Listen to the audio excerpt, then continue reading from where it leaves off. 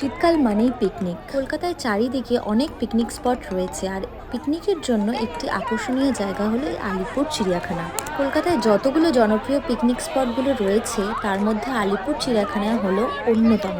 বিশেষ করে ছোটদের জন্য জায়গাটি উপযুক্ত। প্রথমে বলে দিই, এই সময় মানে পিকনিকের সময় প্রচুর ভিড় হচ্ছে এবং হবেও, এবং পুরো শীতকালটাই এরকমই ভিড় থাকবে। ওখানে পৌঁছানোর পর সবথেকে গুরুত্বপূর্ণ কথা, এখানকার টিকিট সংগ্রহ করার জন্য লম্বা লাইনে ভিড়ে দাঁড়াতে হবে না। অনলাইনে টিকিট কাটার সুব্যবস্থাও এখানে আছে।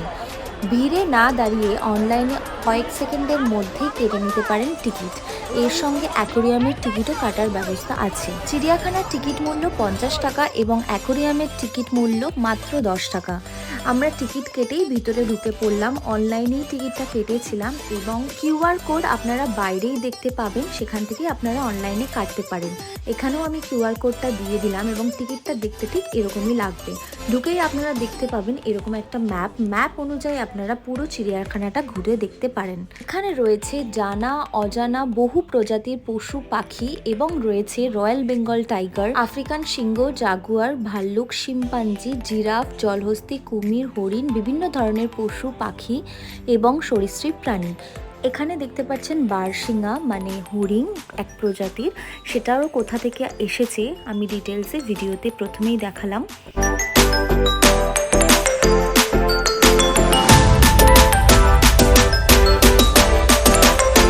এটি হলো চিতল হরিণ, যাদের কিনা হিমালয়ের পাদদেশের জঙ্গল থেকে পাওয়া যায়। এবং এটি হলো মালায়ান টাপির, যাদেরকে দক্ষিণ থাইল্যান্ড এবং দক্ষিণ মায়ানমার থেকে মালয় উপদ্বীপের পাশাপাশি ইন্দোনেশিয়া সুমাত্রা দ্বীপে পাওয়া যায়। এবং এরা হলো উট পাখি।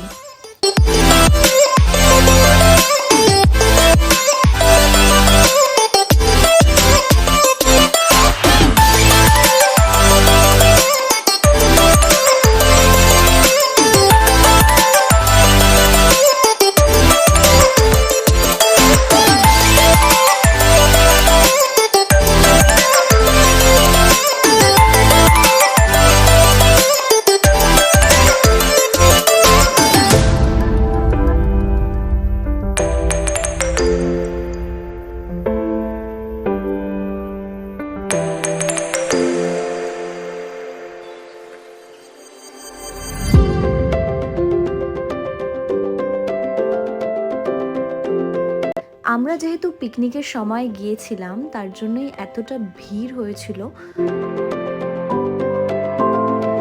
এটা হলো শিম্পাঞ্জি, যে কিনা একটু বাদেই খেলা দেখাবে। খেলা দেখানোর জন্যই আবার এসেছিল বাইরে।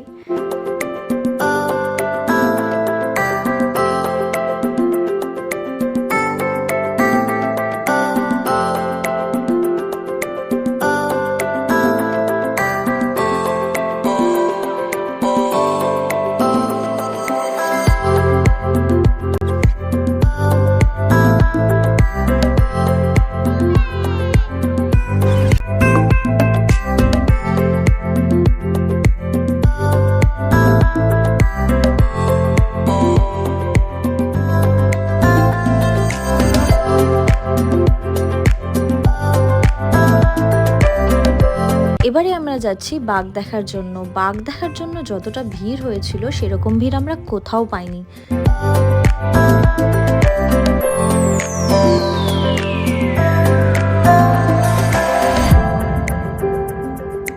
বাঘ দেখেই আমরা চলে গিয়েছিলাম 69H-এ, যেখানে বহু ধরনের পাখি ছিল।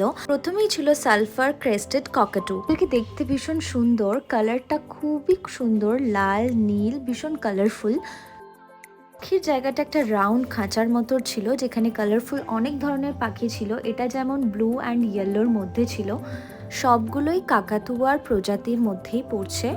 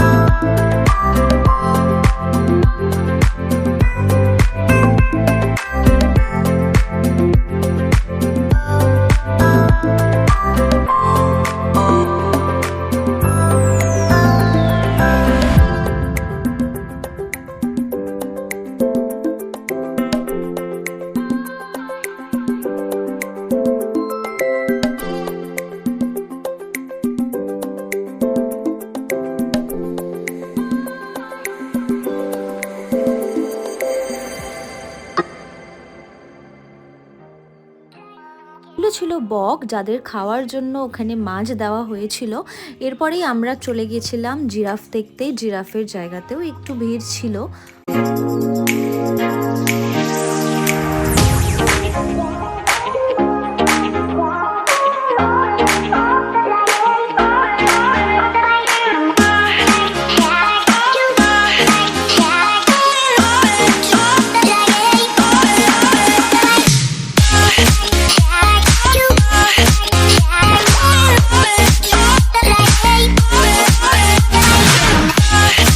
এরপরেই পৌঁছে গেছিলাম জলহস্তী দেখার জন্য।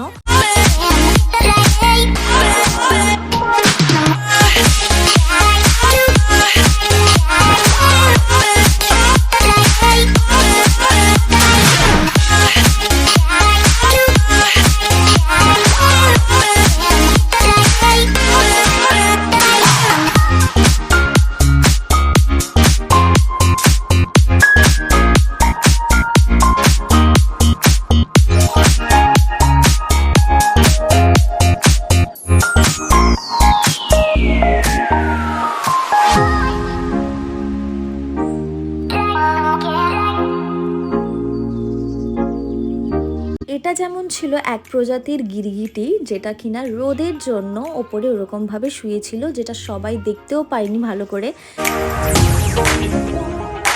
এবারে চলে যাই সরীসৃপ প্রাণীর দিকে। তার মধ্যে প্রথমেই দেখাবো ইয়েলো অ্যানাকন্ডা।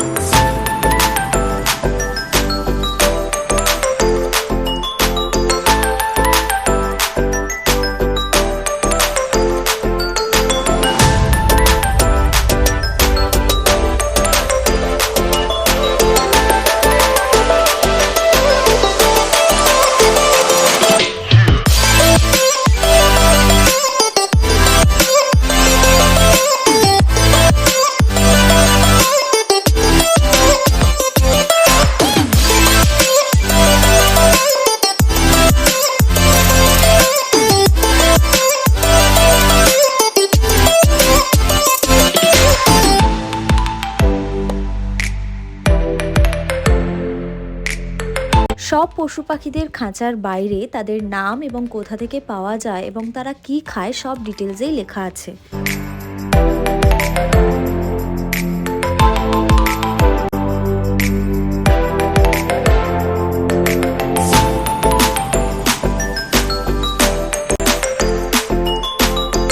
এই বড় ধরনের প্যাঁচার গুহায় রয়েছে অনেক ধরনের প্রাণী। তার মধ্যে রয়েছে প্রথমেই সজারু।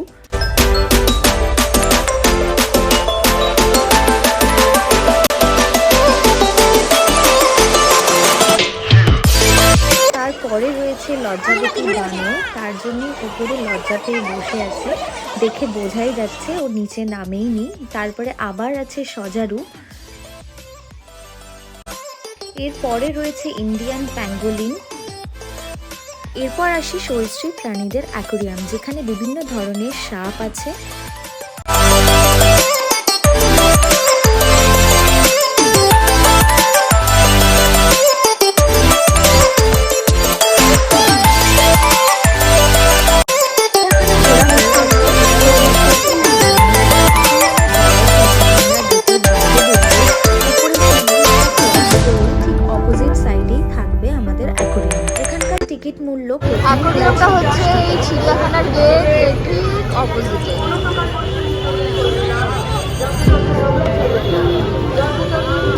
টিকিট মূল্যর ডিটেলসও আমি এখানে ভিডিওতে দিয়ে দিলাম।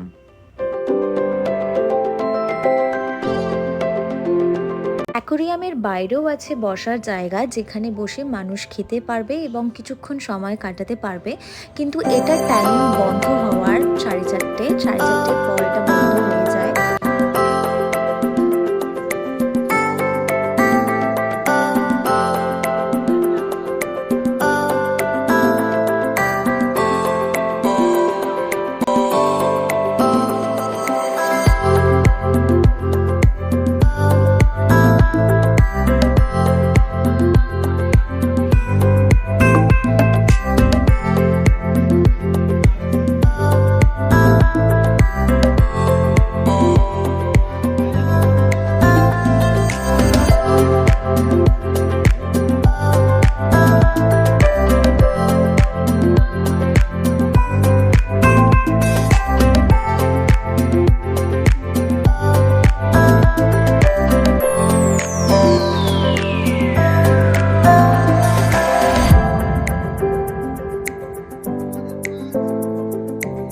টাইগার বার্ব, এটা ইন্দোনেশিয়ার। ডানাসনিক নন রেনবো ফিশ।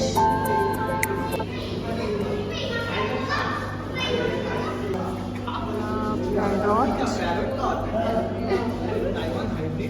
এটা giant গৌরামি, south east Asia.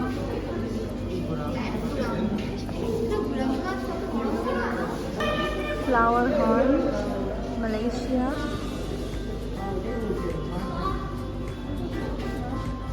tinfoil barb,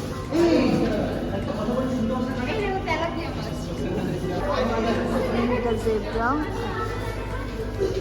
মাছের গায়ের কালারটাও জেব্রার মতো।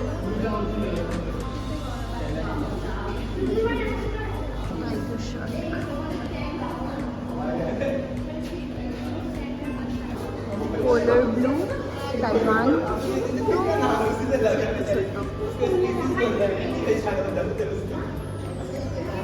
যারা মাছ ভালোবাসো তারা এখানে আসতেই পারো অ্যাকোরিয়ামে।